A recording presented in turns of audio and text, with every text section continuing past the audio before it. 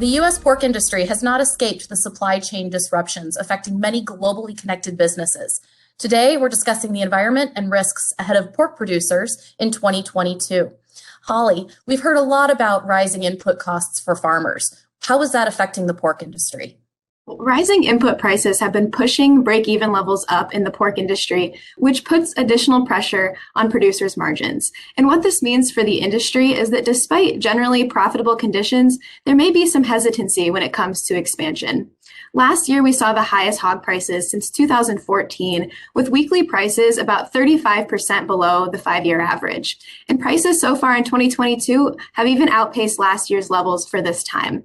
But higher hog prices have been met with the highest average cost of production that we've seen in the last 8 or 9 years. And break-even levels are now over $80 a hundredweight for most producers. In 2021, U.S. pork producers captured $61 of export value per hog, a record high. Is this the strongest demand coming from export markets in 2022? Traditionally, majority of the growth in consumption does come outside of the U.S. borders, because the U.S. population grows at about a rate of 2% a year. So expanding our exports is very important to producers' bottom line, but exports actually declined by a rate of 3% last year and are projected to decline by roughly another 3% this year. What we've seen is with retail prices being up almost 16% from a year ago, and diminished inventories as cold storage supplies continue to underscore what we've seen for the last 10 years now, that would imply that we are continuing to see very good demand from a domestic perspective and would expect that to continue moving forward as long as pork does remain competitive in the meat counter. Pork prices rose 15% in 2021, twice the U.S. inflation rate. How have supply chain issues contributed to the increase? Retail pork prices increased rapidly in the last half of 2021, and the most recent reports show that they've remained elevated so far this year. And this is significant because for the 20 years leading up to the pandemic, the average annual increase in pork prices was about 2%. So compared to a 15% increase, that's a big change.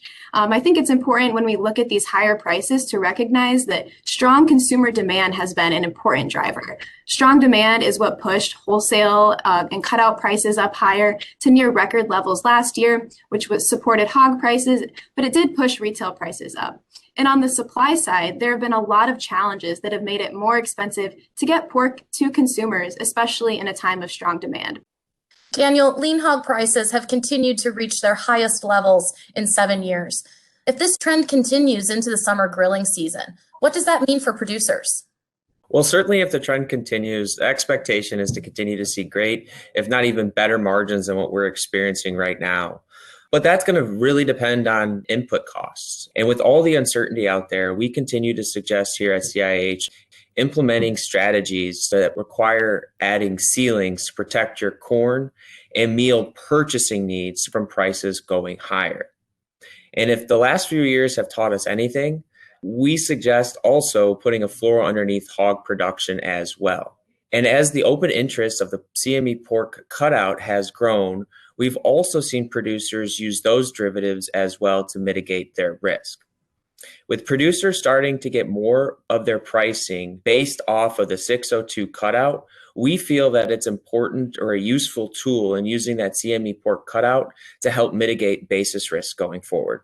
Moving into 2022, please continue to monitor the upcoming USDA Hogs and Pigs report on March 30th and the prospective planting report on March 31st. You can also utilize CME Group's CVOL tool, a suite of indexes based on our options markets, which track the volatility in a simple and easy measurable way. This is across our agricultural products, including corn, soybeans, wheat, lean hogs, and live cattle.